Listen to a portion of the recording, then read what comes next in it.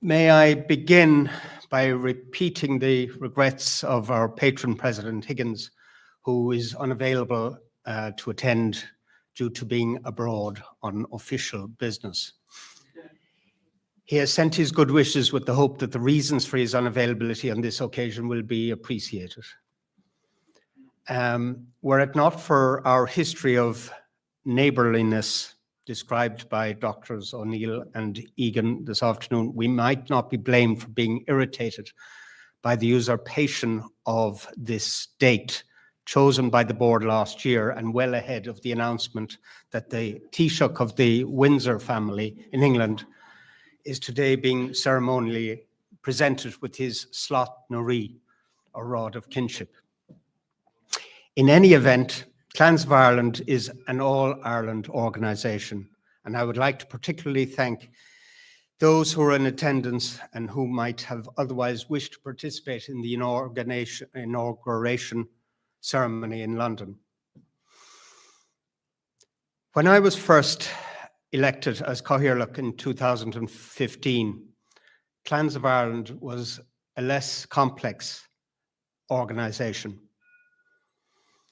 Certainly there were lots of ideas and aspirations floating around, but in part due to the progress of information technology, and dare I say, mainly due to a board that has not been afraid to harness the technology to implement those evolving ideas and aspirations, much has been achieved. Normally, in an organisation that is growing aspirationally, there is a corresponding growth in income as milestones of success are achieved, generally resulting in more staff being employed. The predicament for Clans of Ireland is that we now have a small number of very bright and progressive people with very busy professional lives steering the organisation to a level of expectation that was scarcely dreamed of previously. These are what I referred to earlier as doers. These are the people who, without being compensated, do the real work.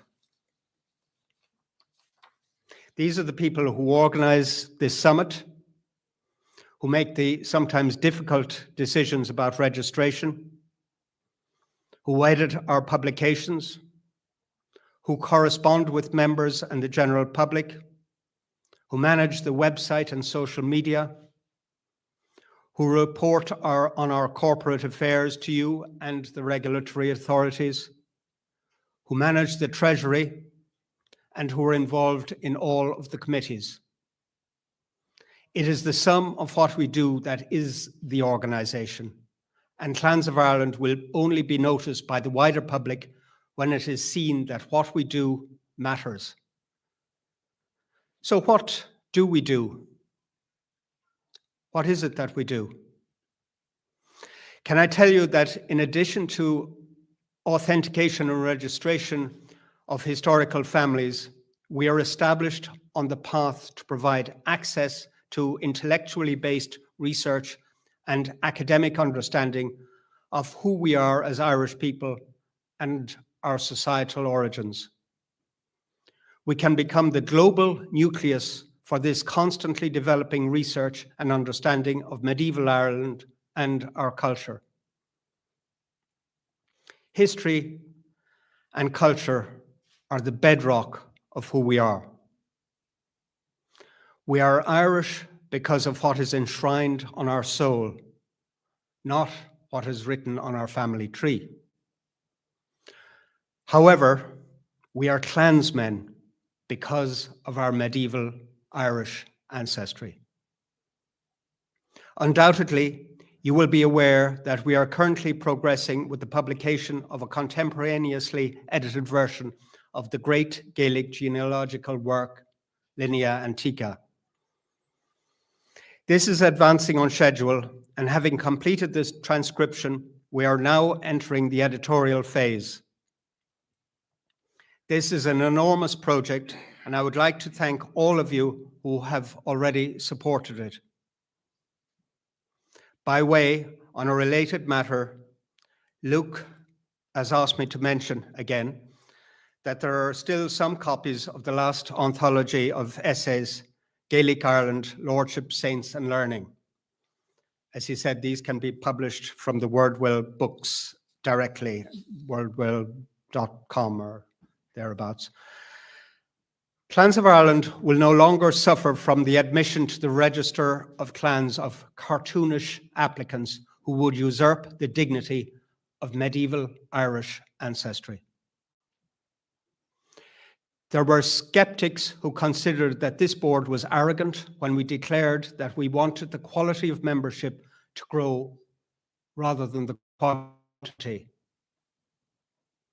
There is certainly room for quantitative growth, but my belief is that this should be led by cultural authenticity. Ireland is not being judged by our size, but message that we articulate. Ladies and gentlemen, to continue to grant membership on a basis that was formally undefined and open to the interpretation of the current registrar was unsustainable. It disconcerts me to think that even while I was a director, commentary on how to grow membership numbers had become the orthodoxy.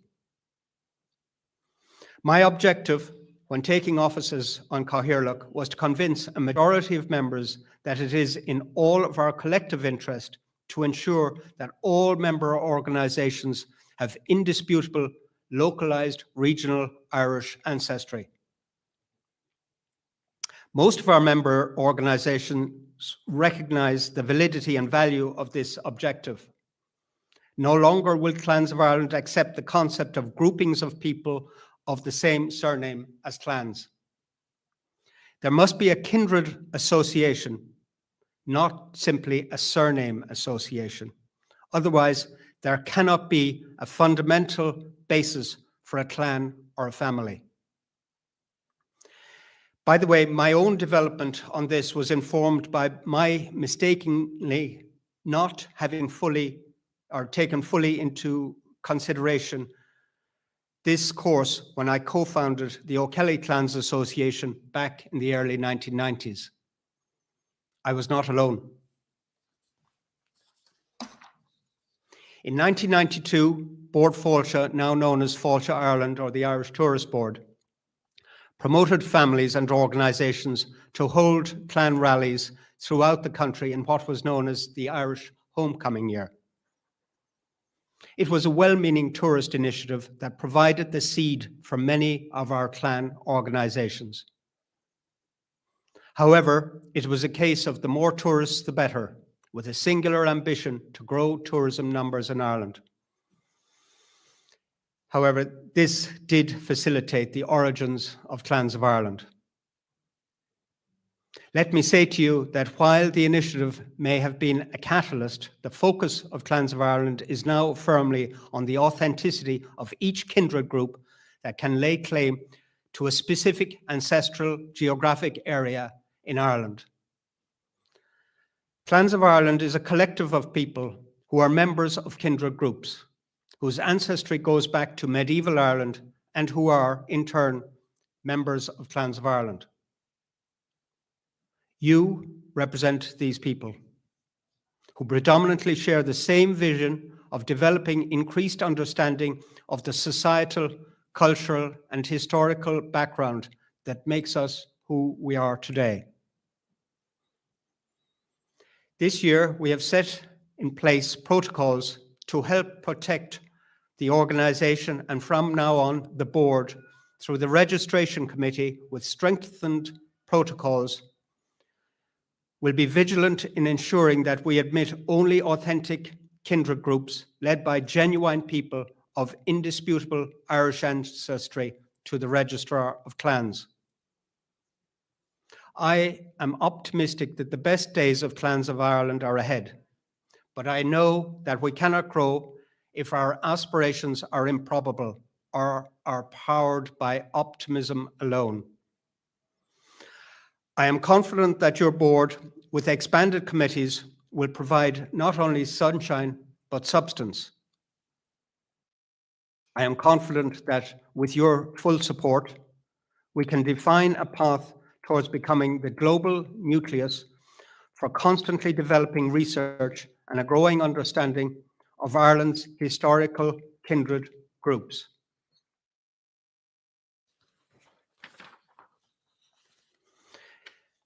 Clans of Ireland will no longer suffer from the admission to the register of clans. Oh, sorry, I'm behind myself.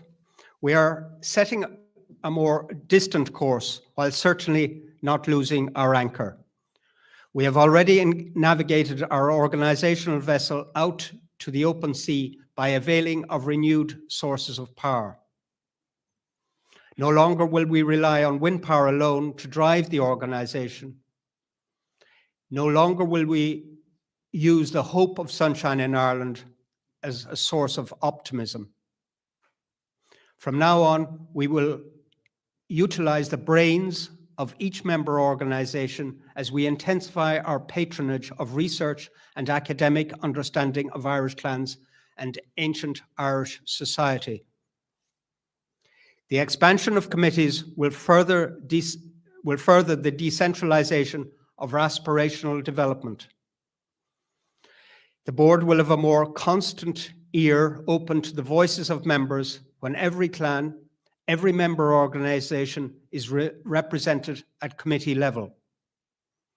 This will lead to an increased flow of information and consequently greater mutual understanding between the members and the board.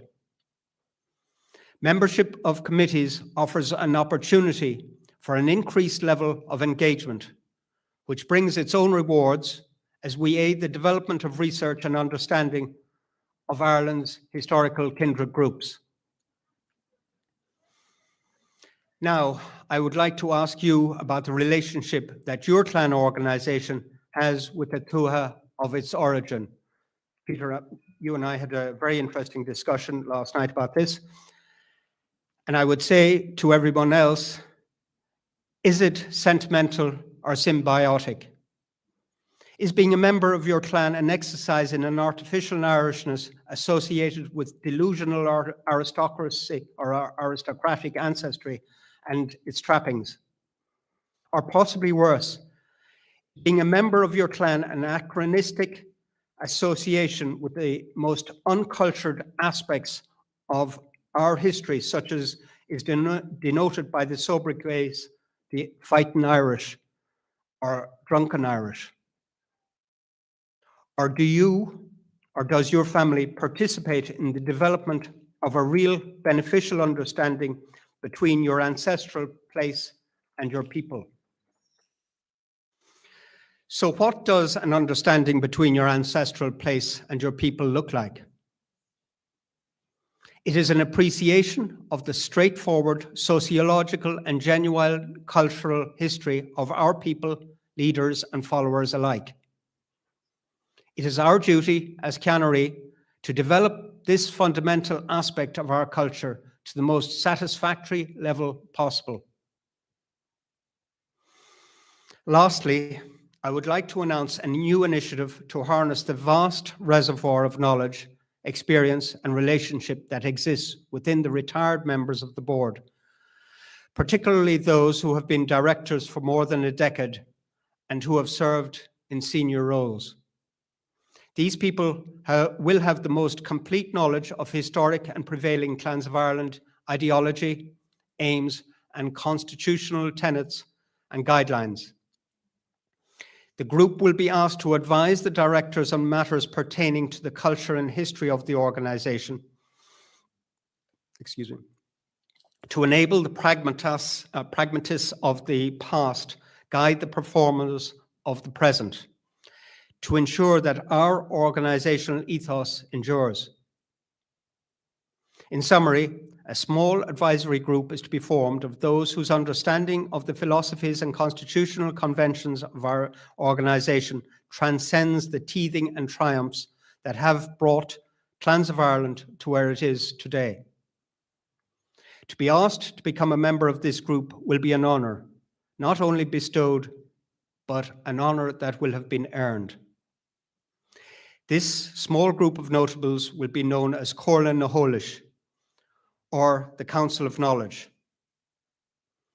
Now, I would like to finish by thanking those who participated in this year's summit, particularly those whose understanding,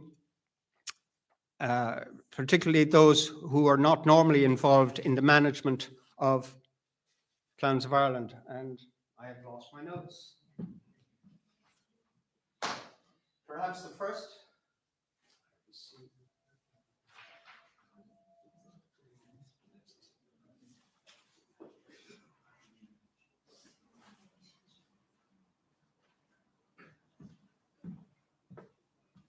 Perhaps the first people that I would like to thank are our two speakers today. Dr. Egan, an old friend, who won the essay competition in 2000 and a long time ago, 16 maybe. And Dr. O'Neill, thank you both very, very much. It was, both of your lectures were extraordinary and most enlightening, even for most of us who know a little bit about our Irish history.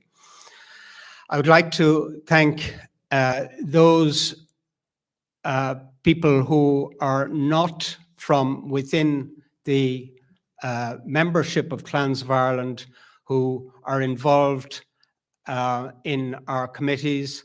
Mention was made earlier of Dr. Catherine Sims, who is involved in the adjudication of the essay competition every year. I'd like to thank Dr. Ed Walsh, who is sitting down at the back here hiding. He has come aboard and is one of the people who is involved in adjudicating on the Order of Merit.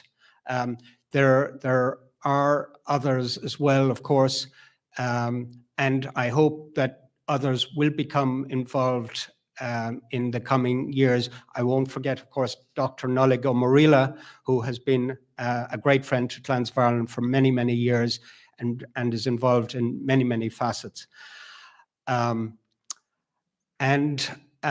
think that is about it. I'm getting a signal down there from Karen that it's time that we went for a drink. What I would like to thank the board from the bottom of my heart, the 4 new members who have come on board, Kieran, who I've just referred to, Rob, who has taken over the very serious and onerous position as company secretary, Eileen Ash, who is unfortunately unable to be with us here today, and our newest member, Chris Nolan, who has acted as floor manager and ordering us about person all day. So these are the new people on the board. I would like to thank, obviously, the older people who have remained on the board and are continuing to do stellar work, who you all know, and I'm not going to name them. And obviously, as I named the people this morning who have retired, our old friends who have retired. So I'll end by thanking them. And I would like to say that I hope that Bart would like to be thanked, he said. The club, yes. Well, I'll be thanking them later. But I hope that all of you will be joining us for our gala dinner tonight. We are here for a glass of tea at 7:30, Kieran, is it? No. Right, optimism. Yes. She says, no, not now. She has to go and get her hair done. So very good. Thank you all very much. It's been a wonderful and successful day. Thank you. And Godi, shock the club. Slán.